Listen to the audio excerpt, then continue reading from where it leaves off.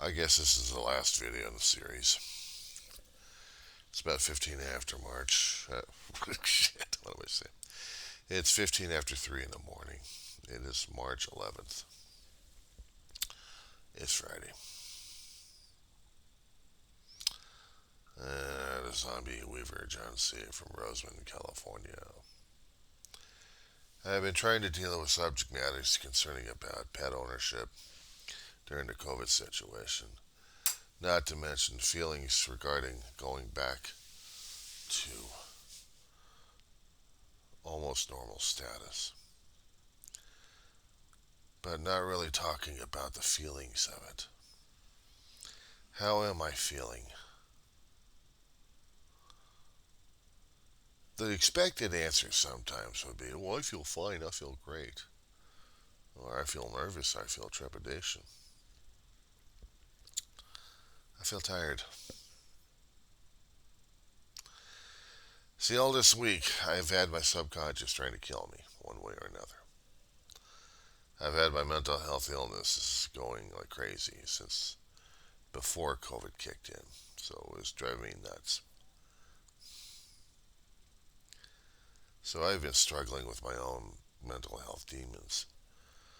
And being locked up at home for about a couple of years, doing online stuff, ordering takeout all the fucking time, really didn't help me much. It just drove me more insane, I guess. But I guess some people look at insanity as if they're going to be exuberant or something like that, or developing a twitch or something. Nah, nah. Mine has been trying to put me under with narcolepsy for a hell of a long while, shortening up my damn sleep situations where I don't even know what a 2 hour nap is anymore.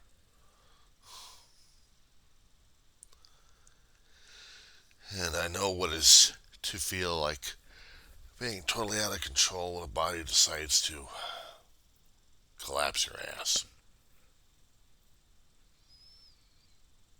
I don't pay attention to a pain in my groin, my left area, for a while. But when I get up, I'll pay attention to it then.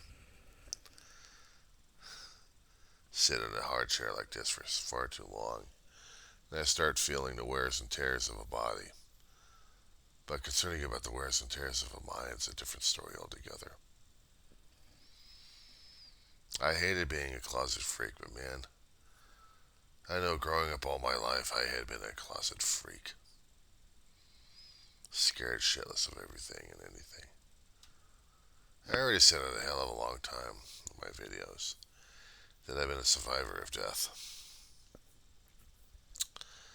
Didn't exactly leave me very happy about it either.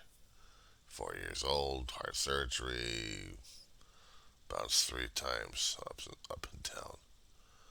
And your wake-up call is having your chest stapled together, and then weeks later, staple remover time. Which made me learn to hate every doctor around. Screw the white lab coat syndrome. I got PTSD over the damn thing. So I got my disability. But also because of an accident I had a long time ago. Last job I had working over at Walmart in the tire department as counter guy for Cushy tires. Truck tires, all weather, all season monsters, son of bitches. 50, 60 pounders without the rim, without filled up, just the rubber itself. I carry out, no problem. It would have been a beautiful thing to see. No, I had a supervisor too damn eager to get these bad boys out. So he does Spider-Man routines up damn tears, drops them down like they're damn landmines, and one of them hits me in the face. They don't call 911 though. They should have. They didn't bother. But it did jar the back and it did jar the neck. It left me with pain for the rest of my life, and not to mention trauma. Thank you very much, assholes. So I'm out of the job, out of work, out of life. And then dealing with the feeling of death that I came close to it again. Scared the shit out of me. Pissed me off. And my behavior was more erratic and more angrier than ever.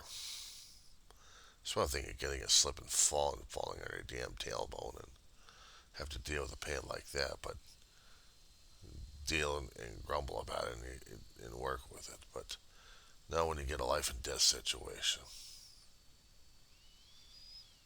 and then learn you don't trust anybody ever again.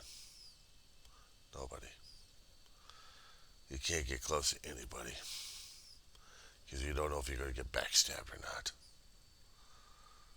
So I become more and more of an introvert, more close-minded, more close-minded than ever. That I don't trust anybody. Nobody. Online, I got people screaming to get a hold of me, and I don't even know these people, and I block them left and right. I had all these damn bimbos coming out there saying, "I'll be your friend if you do this for me." I'm like, block. I'm getting tired of that shit too. My regular friends don't even talk to me as much. They don't even call me or anything these days. So I'm more and more isolated. Worse than the COVID does to me is when I have family and friends just kind of separate because they got their own issues. So how's a guy supposed to feel afterwards? Shit. Especially when he has to deal or depending upon them to make myself feel better. But I'm supposed to make myself feel better. I'm supposed to be selfish and self-conscious. Growing up as a kid, I wasn't educated that way. I was supposed to be Johnny. Johnny does this. Johnny does that. Johnny, Johnny, Johnny, Johnny, Johnny, Johnny, Johnny, Johnny. Johnny, I need. Johnny, I need. Johnny, I need. Johnny, I need. There was no time for anything else but Johnny, I need. So taking care of me is the hardest damn thing these days because if I take care of me, it means I got to be responsible for myself. And anything else, forget it. Imagine taking care of your family for the last time in their lives.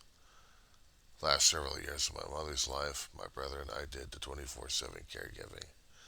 Emotionally wreck her. Because I'm seeing my mother dying in front of me and there's no way for her to come back. And I wished God had told me about this one earlier and he didn't. It would have been nice to send down an angel to talk to me about the damn shit before it happened. Prep me so I don't have to feel lousy about the damn thing. But no, that's not God's plan. That's not how it worked. Get pissed off at him, get pissed off at the angels and everybody else at the same time. Which means she passes away, I gotta deal with my brother. Now, we've already had a close enough relationship with each other anyway during that time. He's a broken down old fart, 8 years older than I am. He lived a long life. And now I gotta take care of his ass. If I'm not broken down enough as it is, my own damn shit, I gotta take care of his ass. Besides trying to take care of my ass and going to school at the same damn time.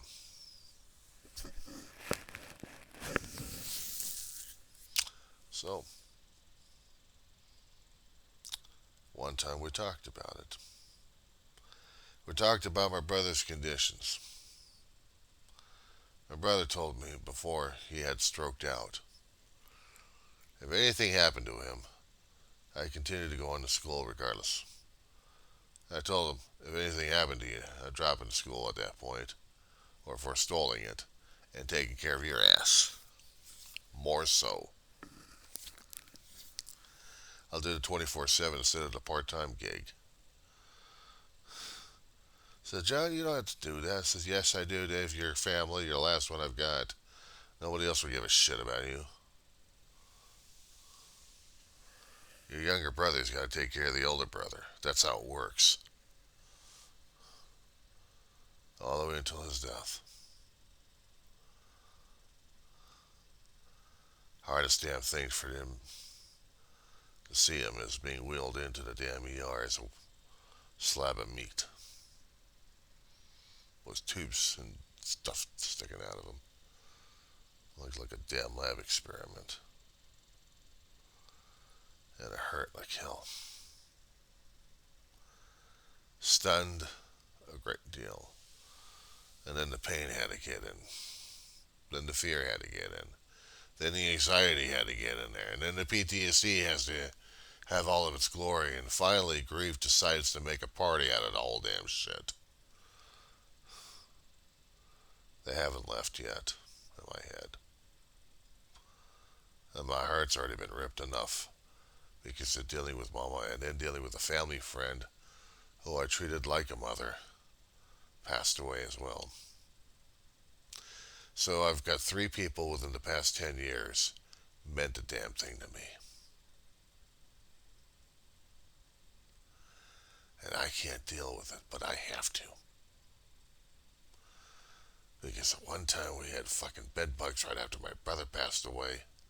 And I had to deal with those little bastards. And I also had to deal with a roof over their head. The same roof that my brother and I still lived under.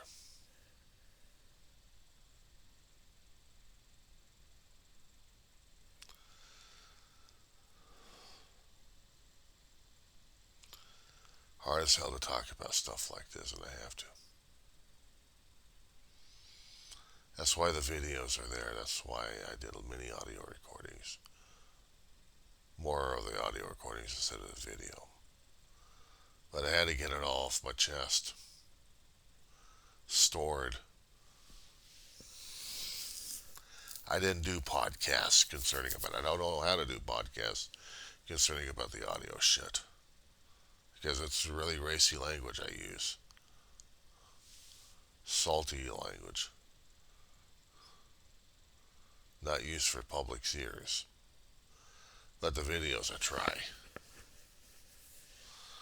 I'm back at school. I'm working my ass off at school. A couple of classes at a time, or maybe just one at a time, depending upon my emotional state. Ma dies before Christmas. My brother dies. No, let's see. My brother dies before Christmas, which screws up Thanksgiving and Halloween. He dies in September. My mother dies in February, which already screwed up the entire winter time. So now I can't have a good holiday season because I have to think about the pain, suffering, and grief. I gotta think about that kind of crap happening to me at that point. Driving me nuts. That's all I need. It's gotten to the point where I can't even get me a decent haircut or even consider about getting me a damn haircut to get this shit chopped off and shaved off. How does it make me feel? How does it make me feel? If I had to keep telling people fine all the fucking time,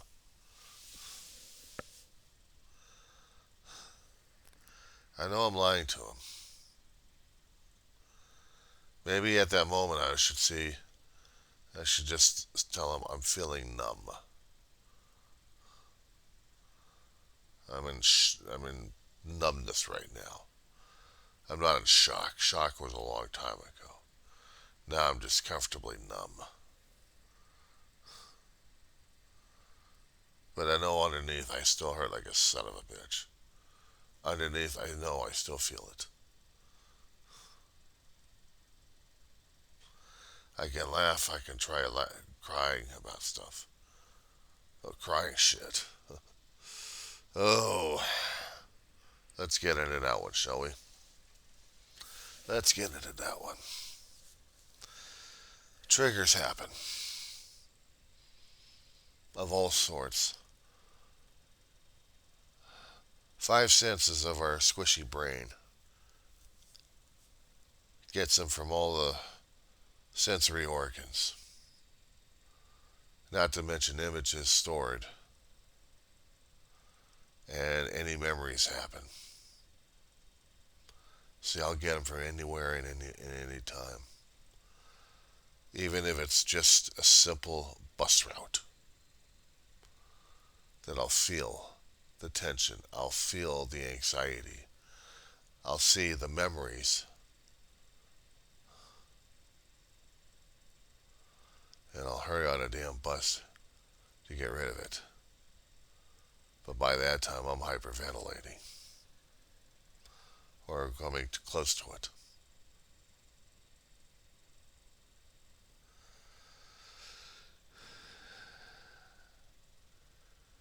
There was a bus trip I was going to be taken over to a local mall that actually had a bookstore I wanted to see. It went right past the place that dropped the tire on my face. It damn near killed me. And the other area, and I know I've talked about this many times, so I'll talk about it again. It's in Palmdale. Rancho Vista and 10th Street area. My family shopped in that area for a long while. Since coming out here today in Love Valley since '05, there's a lot of areas over here that became home. Some areas I can't travel through anymore. The memories are too harsh. And sometimes the feelings and the images I have in my head, too damn fresh, too damn harsh.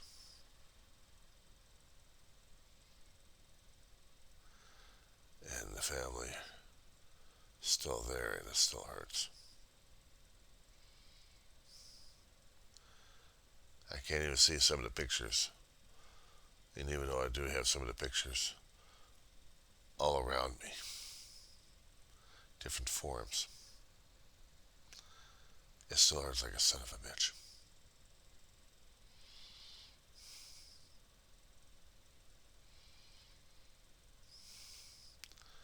Would I want to go through it all over again? I don't know. I don't know. Harsh enough life. Harsh enough.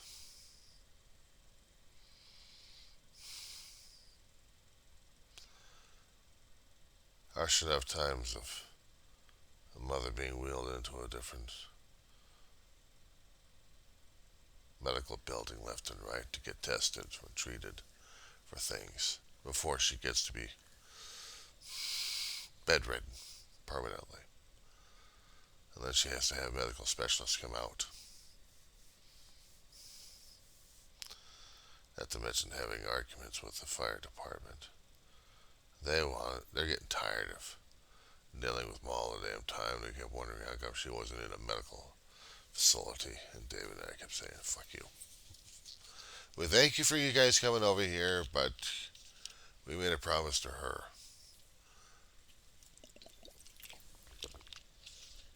She dies at home.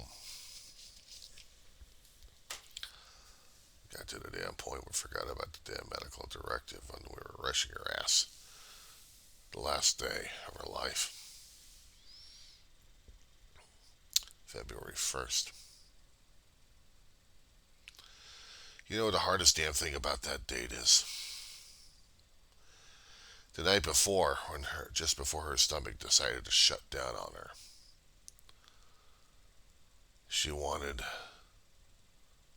not her usual of bacon and eggs, but of pomelos, which she loved very much. For years and decades, she loved them. The last meal I gave to her. And a mother and a and son were sharing the last moments and we didn't even realize it. That she was still smiling at me at the time.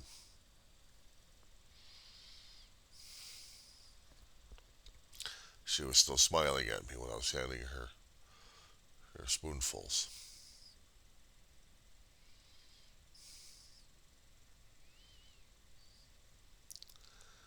To this day, I can't have grapefruit or pomelo.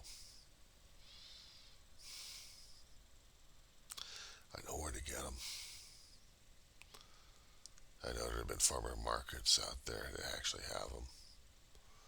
There were a few places that had the sweetest, juiciest, tastiest.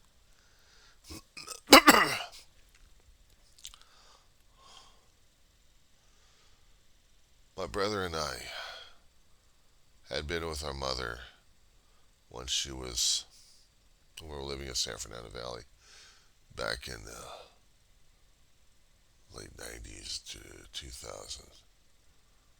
And during that time, she was over at a company called O&E, Organization for the Needs of the Elderly. My brother and I would do uh, volunteer work all over the damn place, including bagel runs to get Dale bagels and bagging those damn things up. Just setting up the whole place if we had to on Sunday mornings. To becoming whatever they needed over there. And there was this guy named Gene that had farm fresh produce, including the sweetest pomelos. One day he came in and Ma was interested. She was eating this thing, and I had to take a taste. Ma already had a taste for, she already had cravings for grapefruit. She had gotten me hooked on grapefruit. Add a little honey to grapefruit and you'll be able to eat it. But these pomelos were sweet. They were sweet. Oh my God, they're sweet. We had gotten several of them. Almost this whole entire batch.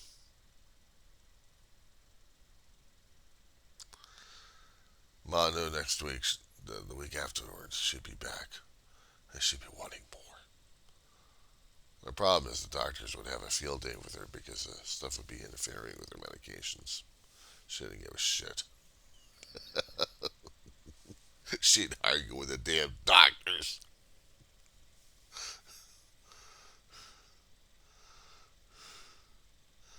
She'd argue with the doctors. When we moved from the San Fernando Valley to the Antelope Valley in '05, we had found Smart and Final in the area that actually sold the pomelos in bulk. We were down there and bought the entire thing they had over there until they got another shipment in. And then we'd go over there and buy them out again. Ma would eat them up like crazy. I mean, she loved them like that.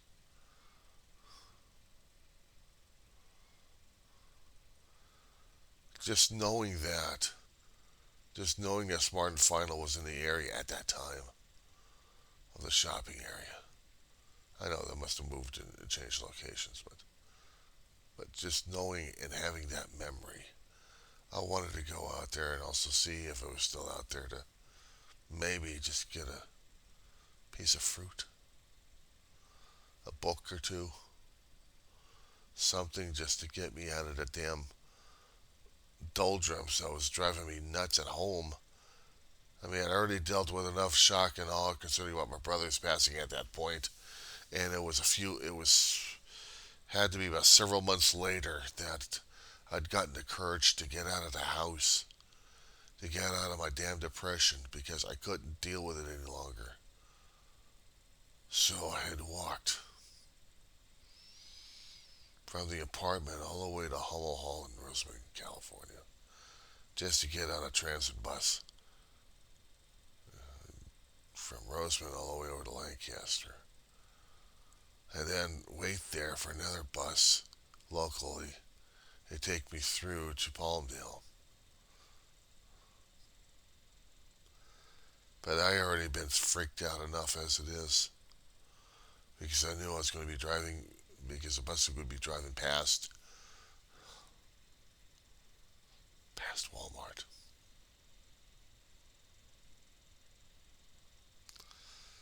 The same damn place that tried to kill me.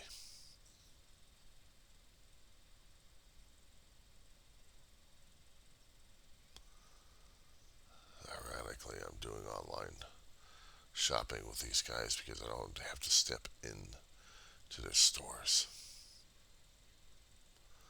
No.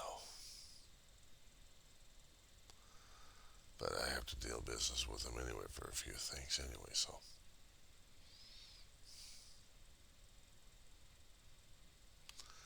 So driving past the store itself,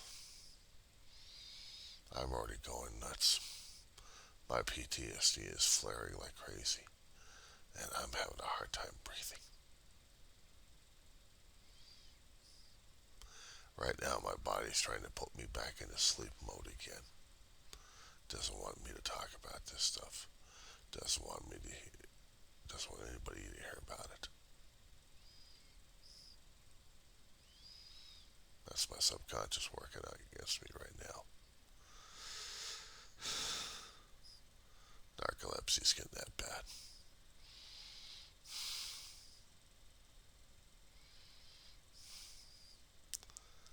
I don't know whether or not to cry or actually sleep right now.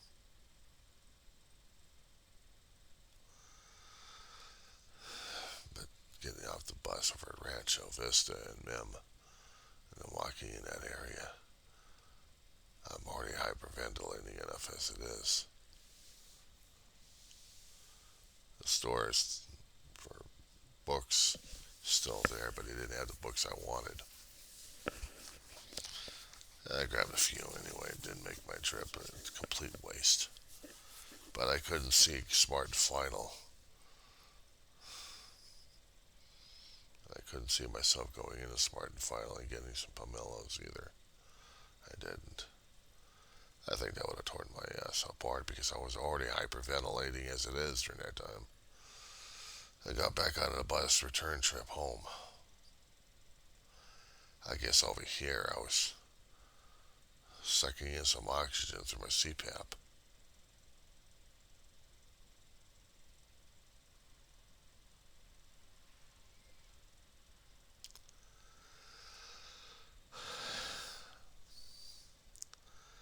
Yeah, it still hurts when I talk about it.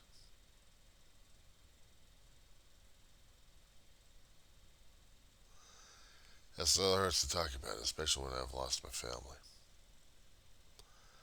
And it's hard enough to go over the information.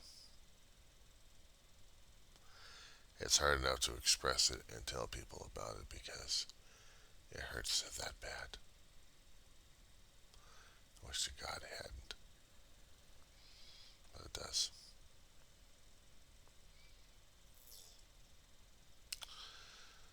It's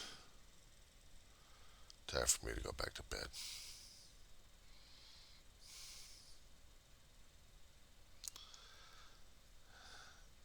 I'll be posting these later this afternoon, or actually in the morning when I can. Right now, I am just too damn wiped and too damn hurting. I'm hurting inside and outside.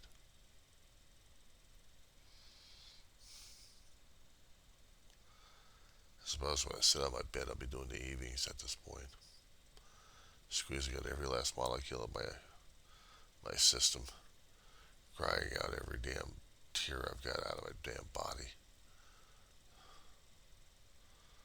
And then have to suck up some more water to replenish the fluid loss. But it doesn't replace the oxygen loss. guess I was still squeezing out my lungs.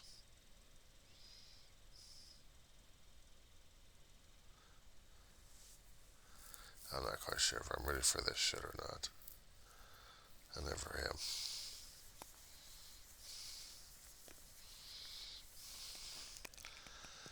I never like going through this shit.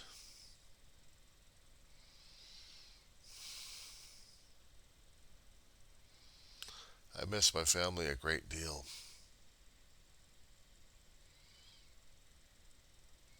I know they've heard it too many damn times. I know probably somewhere out there they love me still.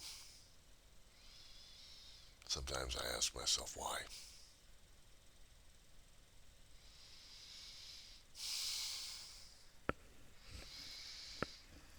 I don't know if I've done enough for them. I don't know if I've tried enough to do what I could for them. Sometimes I feel like I was a complete failure.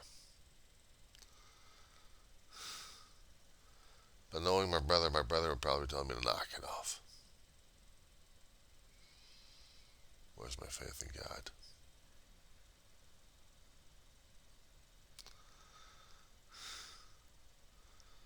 I don't know. All I know is when I do feel the damn feelings, I get triggers like crazy, and it takes its time in my system to get to the point where I'm just going to be getting offline and going nuts at this point because I don't like to put it on tape. Embarrassing as hell.